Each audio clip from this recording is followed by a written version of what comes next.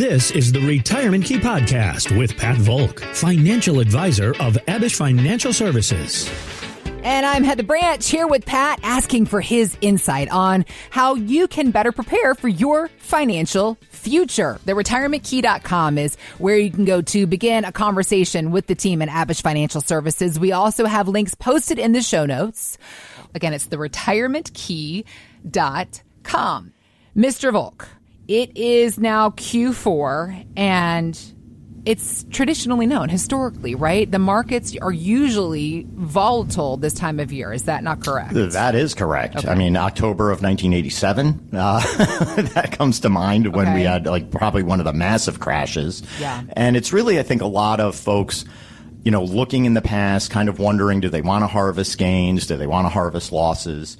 And also a good time to kind of prep for the beginning of a new year and really kind of get your portfolio in order. Okay, so maybe then, even though there's volatility in the markets, there's some advantages that we should be looking into for potentially, depending on the individual. Got it. Okay, so looking at Wall Street, things have been a little shaky as history goes. And this year, it seems to be some of the same. Since July, the percentage of stocks that were above their 200-day moving average has plummeted by more than 40% in some cases. Tech companies like Tesla are down. Mm-hmm. Other big companies like Target, Southwest Airlines, and Disney have also seen some slumps.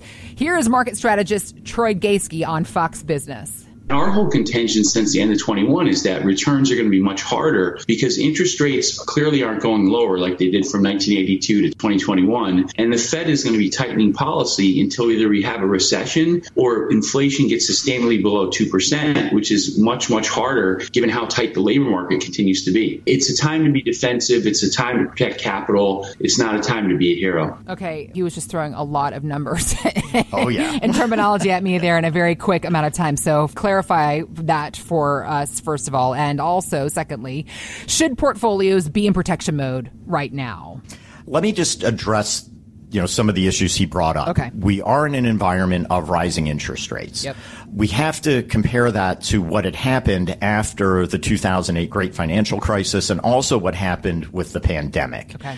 What the Fed was able to do in those events is because of an economic catastrophe, so to speak, the Great Financial Crisis. We had all these bank failures. And then in 2020 with the pandemic and literally shutting the economy down. What the Fed did in order to aid in those situations is they lowered interest rates. They forced interest rates basically down to zero. And that would enable folks to be able to go out and purchase things or corporations to borrow. And it really created a bubble, and that's what they refer to as the bubble of everything, because interest rates were so low. Yeah. You can almost imagine being given a credit card with a zero interest rate. Of course you're going to go out and you're going to use it and use it and use it. So in order to slow the economy down, and with all of the trillions of dollars that had been injected into the system, that takes a while for it to be absorbed. So what the Fed will do is raise interest rates in order to create what they call demand destruction.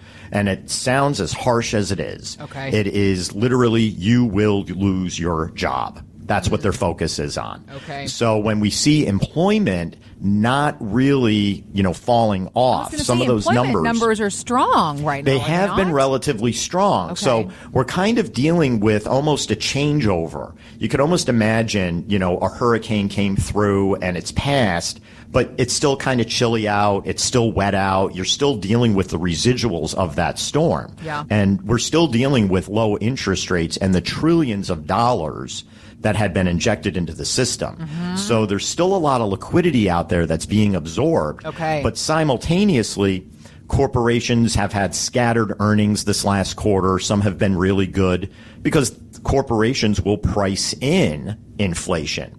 Coca-Cola can raise their price of soda mainly for the fact that the cost of the products that are required to make soda are more expensive. Yeah. So Coca-Cola isn't going to be affected by that. They're going to pass those higher costs along to the consumer. Yep. That's the inflation. Yep. And inflation is very sticky on the downside. So as they are making things a little bit more expensive, you will see that passed along through inflation. So if we run into a problem where corporations are having to lay people off, if we do start to see this demand destruction, the temptation now is going to be able to come in and give the relief. Let's lower interest rates. And we do forecast an eventual cut. Yeah. The whole issue with this eventual cut will be, when are they going to do it? Yeah. Because if they do it too prematurely and they do lower interest rates, they're not going to be fighting inflation anymore. We still have inflation out there, various numbers, 3.7, 4.1, depending on the data sets that you're looking at. Mm-hmm. We are not at that 2% marker. And that's really where they want to control this. However, if we run into tough economic times, and I'm just basing this on history, they always come in and lower the rates and start quantitative easing. Yeah. And it's just going to be, when are they going to eventually do this? Okay. So we want to watch this very carefully. Do we need to get super protected? Depends on who you are. I would say a younger individual who is still in the accumulation phase may have some good buying opportunities. And I want to clarify, that's for a younger individual. They have time on their side. Yep. They can take the risk. And what's the risk? The risk is we may enter a recession and some of these stocks could continue to go down. Great buying opportunity for younger people because they can wait. They can wait the 3 years or 5 years for a recovery. Yeah. However, somebody else who's in the midst of their retirement, who's focusing in on income from their portfolio, they may not want to take as high of a risk. So they may want to be in more protection mode. And this is where some of the bond investments have become fairly attractive right now. You can go out and buy an individual bond yielding about 5.5 to 5.6. You can get into money market positions, which are paying about 5.2. So even if we go into protection mode, it's not as if you're putting the money in the mattress. We still want that money working for you. We still want to be able to get a fairly decent yield, but still offer some preservation of principal. Does it mean you should exit the market completely? No. Maybe you want to de-risk slightly, and this is really a very personal decision. Right. How much risk are you comfortable with? Yeah. I actually had an individual in the office here just the other day, and he did not need to be aggressive. Okay. He had Social Security income. He had very healthy pension income. His spouse had Social Security and pension income, and their baseline income was set. They are perfect. Just because from their pension and Social Security. From their pension, Social Security, plus they were both government employees, so their pensions are indexed to inflation. Wow, that's Their awesome. Social Security is indexed to inflation. Yep. So we basically said, you guys are set on the income side, so this money that you've accumulated, we could be as aggressive as we want to be, or as conservative as we want to be, because you're really sitting in the catbird seat. Yeah. And we were having a discussion over some particular holding the gentleman had bought and how disappointed he was that it had lost, and then he sold it at a loss. Oh, jeez. And I turned it around. I Yeah. said, well, what if you bought it and it made a gain? And he's like, yeah. And I said, would it have made a difference in your life? Would it have changed your spending? Would it have, would you have suddenly gone on a vacation? Right. And he looked and he said, no. And I said, that's interesting. I said, why are you taking the risk of losing when you don't necessarily need to? What did he say? He looked at me and I said, kind of this blank is stare. Yeah, kind of like, wow, I never thought of that. Yeah. And I said, this is the whole idea of looking at a plan from an income generation rather than just an accumulation standpoint. Right. And I was very pointed. I said, I'm not a stockbroker. I'm not here to go out and find what particular company is doing phenomenal, etc.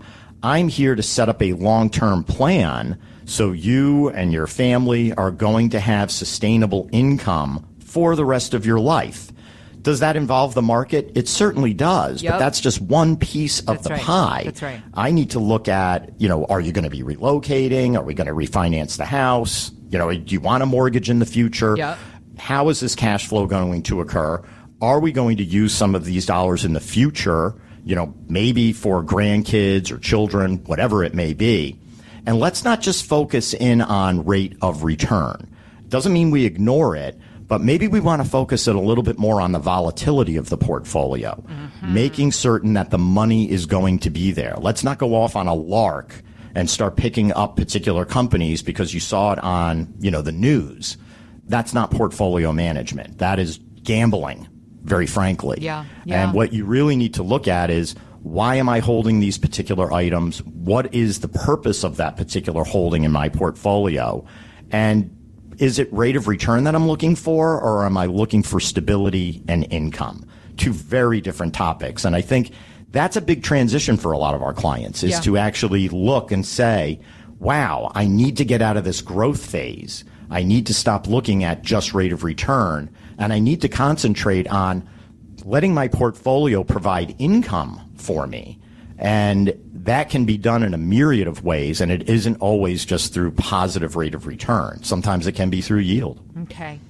And I think it's also a good time to point out this idea of, you were saying that people have this transition, this difficult of transition sometimes in the way that they think about their money. But this is the difference of the work that you just said. I'm not a stockbroker. I'm not here to chase this next big thing that's going to grow and explode.